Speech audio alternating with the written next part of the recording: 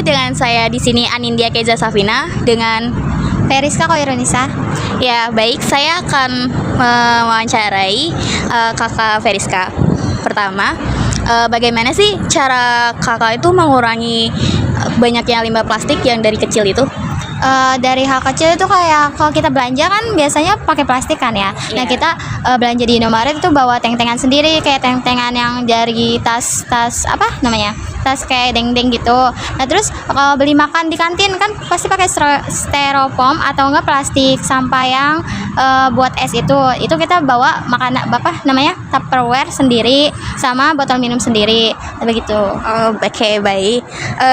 Saya ada pertanyaan satu lagi, yaitu gimana sih apa yang harus dilakukan supaya bisa mengubah gaya hidup menjadi lebih sehat?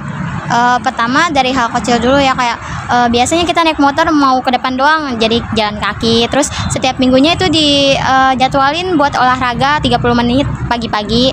Terus sama buat dari makanannya juga kayak buah-buahan, sayur-sayuran, sama kayak nasi jangan banyakin minyakan gitu kan, gorengan nggak baik ya. Iya. Buat kesehatan gitu. Oke, baik. Terima kasih Kakak Periska.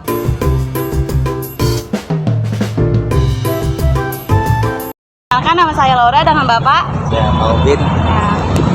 Saya mau nanya Pak, bagaimana sih cara Bapak mengajak masyarakat untuk menciptakan lingkungan sehat bagi lingkungan sekitar? Kita harus mengajak mereka itu dengan harus dengan kebersihan, menjaga lingkungan hidup, menjaga kebersihan dan juga harus benar-benar bersihlah lingkungan kita. Jadi mengajak masyarakat.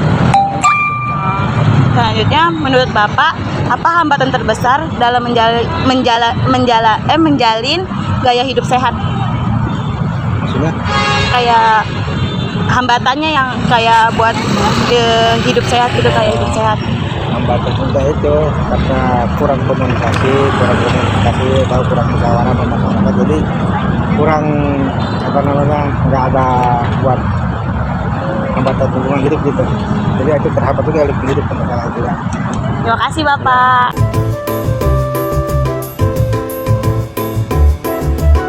Saya Novel Aliban, sedang dengan Bapak Agus.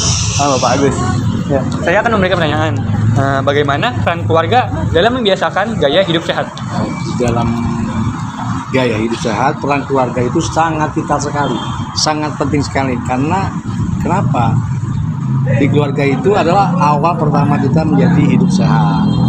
Ya, kita dimulai dengan kepala keluarga memberikan contoh bagaimana kita menjadi kepribadian yang sehat dengan gaya hidup sehat. Umpamanya tidur teratur, misalnya, dan juga bangun teratur.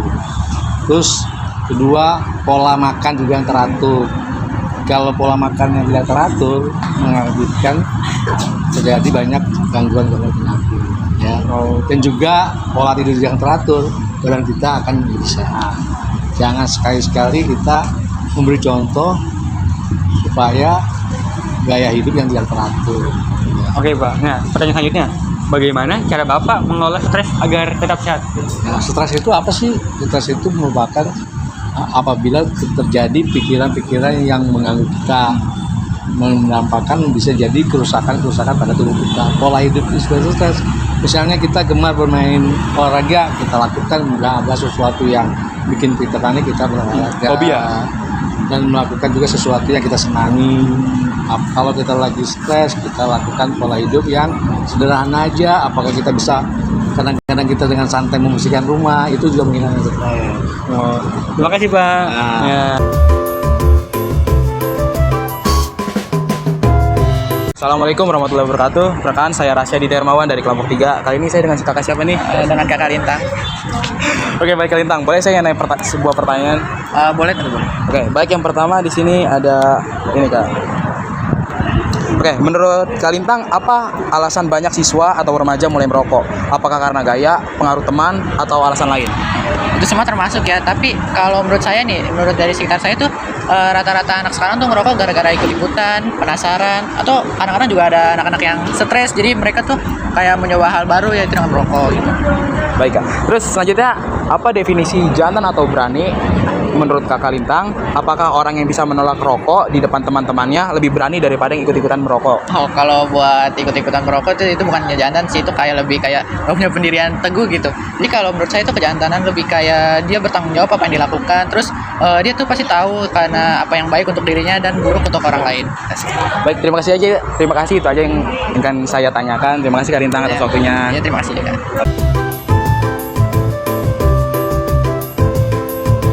Semuanya, di sini saya Cikananda Putri. Saya ingin mewawancarai yang di sebelah saya dengan siapa? Teguh Arda Wijaya. Di sini saya mau bertanya, bagaimana sih gaya hidup sedentari atau kurang bergerak akibat teknologi modern dapat menghambat tercapainya Indonesia sehat? Dan menurut Kak Teguh, apa strategi efektif untuk mengatasinya? Nah, kalau gaya hidup sedentari menurut saya itu kurang bergerak karena kita kan ini udah zaman teknologi ya, yang dimana apa-apa tuh bisa dijangkau dari kasur aja. Nah, baik juga pekerjaan yang sekarang tuh bisa dari kasur aja itu kita udah bisa kayak kerja lewat HP, lewat komputer, yang dimana tuh bikin badan kita mungkin kurang aktivitas ya. Jadi karena hanya di kasur nih kegiatannya cuma tiduran, duduk doang. Nah, untuk ngebalance-nya kita mungkin bisa luangin waktu sedikit, walaupun kita sibuk, kita luangin waktu sedikit, jangan aktivitas kegiatan di luar kayak olahraga dan yang lain. Jadi kita juga harus peduli nih sama diri kita sendiri juga tentang kesehatan diri kita gitu. Yang penting kayak tahu gitu, kayak kehidupan kita nih gitu. Iya. Mungkin segitu. Terus saya selanjutnya mau nanya, bagaimana sih cara Kak Teguh mengelola stres agar tetap sehat?